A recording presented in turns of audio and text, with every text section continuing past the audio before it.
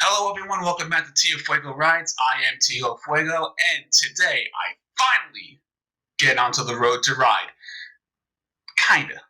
You'll see what I mean.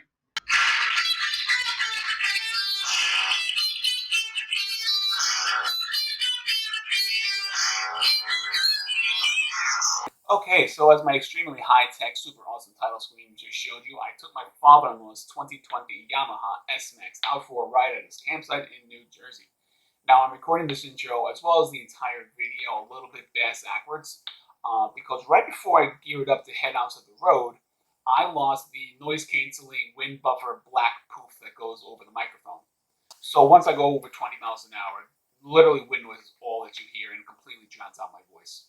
So it could be because I don't have a full face helmet and air and wind gets underneath the visor, even though I have it all the way down.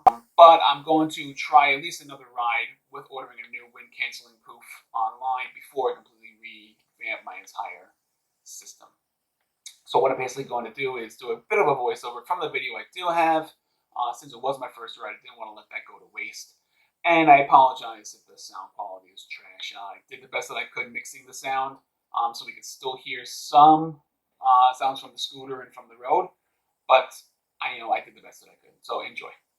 So today I'm riding the 2020 Yamaha XC115, better known under two names, the SMAX and the Majesty S. The SMAX name is more widespread and is being used in North America, while Majesty S is mostly used in the European markets. So depending on where you're watching this video from, you might recognize either name. A little bit about the scooter. It has a 155cc liquid-cooled 4-valve, 4-stroke engine, putting out 14.8 horsepower. It has a CVT transmission and tops out at approximately 70 miles per hour. You can see the digital 3-gauge cluster, which is nice. Has a large analog tack that's in the center position. Has a digital speedometer to the right, and the fuel gauge is on the left, and it's digital as well. So you see him rolling up on the back roads here. We're approaching the front gate of the campground, and that is going to take me to like a side road. Not quite a main road, but it's like a side access road that gets to the campground. So this is the first time I'm actually out on a road going more than like 20 miles an hour or whatever inside of a parking lot from the NSF course. So just a little bit of more information about the scooter itself. It's fairly large for a mid-sized machine like it is. It has a 55.3-inch wheelbase, and it's a wide open floor, so there's plenty of leg room. You can see how much my legs are spaced out and kind of bouncing around with a lot of open space. So you can tell just from here I'm picking up speed and slamming on the brakes because I'm reaching the end of the road and we have a main intersection that I had no idea was coming up. You got this way or not? You are.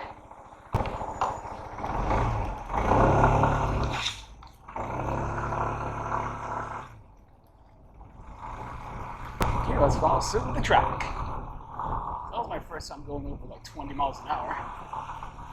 Pretty good. Definitely feel the wind with the open helmet. It's not that bad.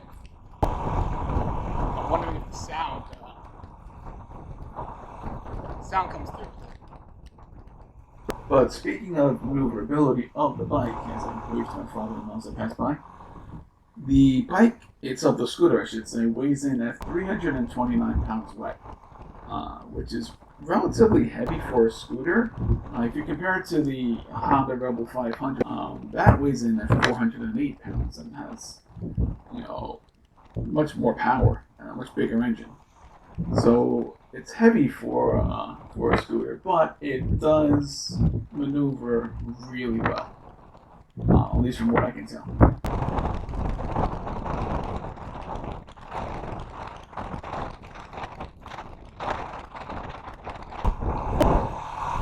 Who's this crazy guy on the road? Hey! Hey!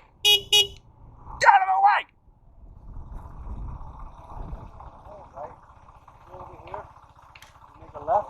go all the way down. Uh-huh. The dead end, you'll see a bridge, make it on the left. And you'll come up here, make it on the left.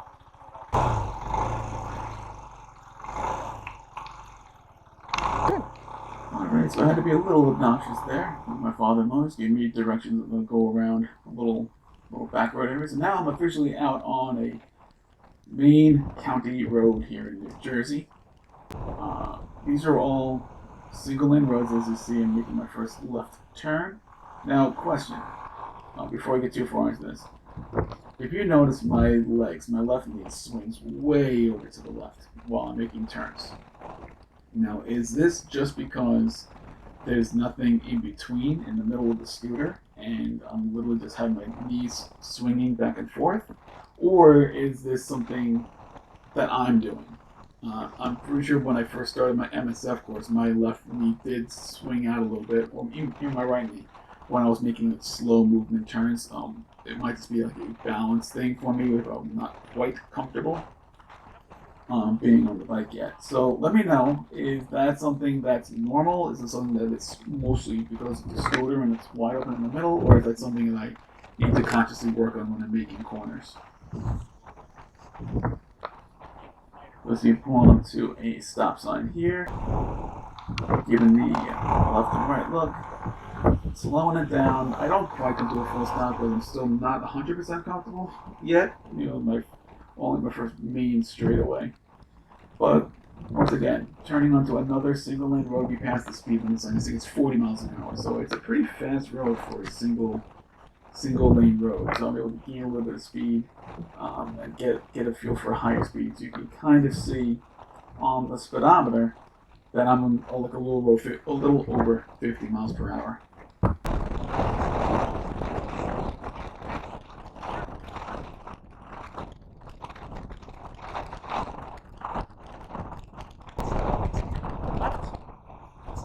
Trickier intersection looks like. Nobody coming this way, nobody coming this way.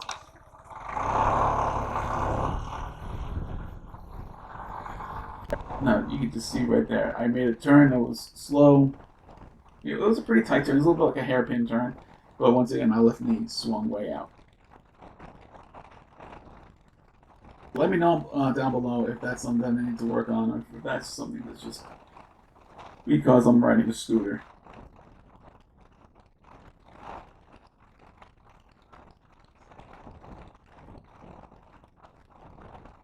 Now I want to make another note with the camera angle that we have here. I do have a body mount for my GoPro. I tried using a helmet mount. I couldn't get a good connection with the mount to the helmet, and quite frankly I didn't like the angle of it being so high up. I can't use a chin mount because I have a 3/4 helmet, so there isn't a bottom. So I'm limited to just either having on the side or on the top, and I didn't really like the aesthetics or the angle for either one. So here's where I run into an issue. Going way too hard into the corner. I noticed it right away when I was doing it. That is a factor of me not knowing exactly how the road is and where the turn was coming up. So a little bit of a heavy brake. I didn't want to lock them up, but a little bit of a heavy brake. But you can see how wide I really got, and that left leg kicked way out. I almost had to make a sail to try to help me turn. I knew it right away. Like heading into it, I'm like, wow, I went way too hard into this corner.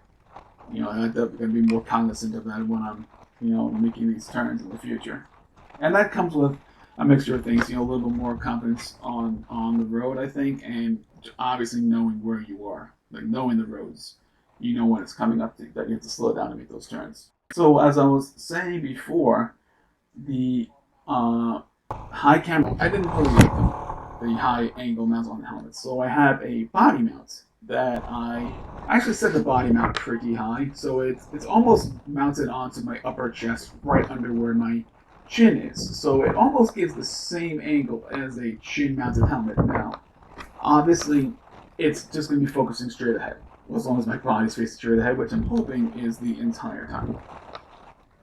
So you're not going to see a lot, the head turning. I won't be able to show things on the side of the roads. I can kind of point them out. and kind of go from there from when it's like a wide angle shot like this. But unfortunately, you're not gonna be able to like turn my head to get a good look.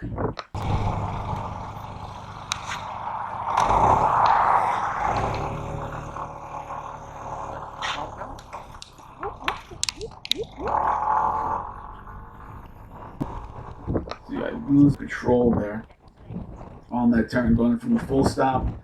I wasn't smooth on the accelerator. Kind of jumped on me a little bit. Didn't quite have my turn enough, and I ended up going off onto the shoulder.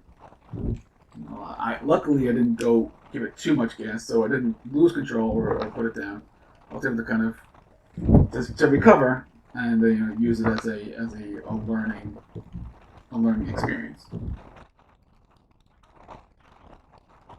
So now I'm kind of giving it high speed, higher throttle. I actually get the bike up to about 65 miles per hour on this road. It is a 50-mile-an-hour speed limit on this particular road, and I did have a car coming up from behind. On this stretch, because it's a straight road, I was like, all right, well, let me just see if I can get up to like highway speed, and just like cranking it to get up to 60, 65 with my weight, you could tell it was struggling. So I could definitely see it capping at 70. Yeah, cap at 70. Yeah. Like I said, it was crawling to get to 60, 65 with me on it. Yeah, We got, I have like, with Sandra and I, we have more weight on it. yeah. And I can get it to 70, but it's after 65, it slows down. Yeah, that's what it was. Like, That fast, 65? yeah. Alright, so now heading back out. Once again, now I know where this turn is, so braking a lot sooner, getting it down to a much more appropriate speed, easing in. Looking where I want to go, much better turn. Now I obviously wasn't going that fast. You see the left leg still kicking out a little bit, but not nearly as much, and much smoother turn. So once again, I mean that's the big thing that I noticed when I first looked over the raw footage of me riding, was how much my left knee swung out on these turns. So I'm definitely going to be more cognizant of that. And I will say this little triangle roads that I took, very scenic, very nice. This is like along the side of a lake with like a little bridge up ahead. It's very nice. It's a very scenic drive. Wasn't buggy, so I didn't have to worry about that, which is nice. But it was just like nice. It was a warm day, but not stupidly hot. It was maybe like high 80s. But it was just a good low density, like low traffic. Really, that wasn't that many cars on the road. It just a good couple of roads to kind of get my feet under me with riding.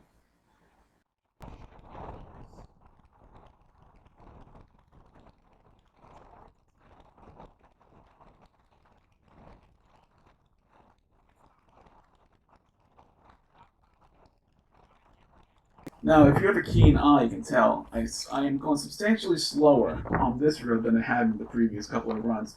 And the reasoning is I noticed when I passed it the last time that right there, as I point out on the video, is a police station. I'm like, I should not be flying by on this scooter going 60 miles an hour in a 40 with my first time riding right through a police station. So I kind of realized that real quick.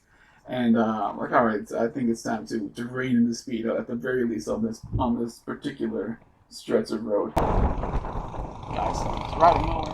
Mow that lawn, man. Mow that lawn. All right. And I noticed too when I'm coming to a stop, a little wavy with the handlebars as well as the knees, but you can see a much tighter turn. I didn't jerk it off to the shoulder, but legs still angled over towards the left. But yeah, I'm wondering if the slowing down, how shaky it was, is that another result of not having something in the middle to kind of clamp my knees onto, or kind of press my legs against to kind of help balance and center my balance while I'm slowing down especially from a higher speed, like 40 to 50 miles per hour, down to a full stop. Yeah, let me know. Or is it just because the bike is lighter and less than 330 pounds? Is that the reason why it's a little wobbly, or is it just me? Is that just confidence lacking? And I'll get that in time. Let me know below, because like I said, I really want to learn how to ride with everybody, kind of together. Teaching me things, pointing out things that I may have messed up on that I'm doing right, that I could improve, and I want to get better. And I think everybody helping me out, I'll be able to get there sooner rather than later. So that's going to be it. As you see, I'm pulling back in that side service road back towards the campsite. So if you haven't already, please like and subscribe to my channel. I know I only have a few videos up, but I am going to be getting a Honda Rebel 500 within the next few weeks, and I'm planning on doing a lot of content learning how to ride that bike. So if you're interested in the Rebel 500, please give me a like and a follow. And until then, this is Tio Fuego. Thanks so much, and be well.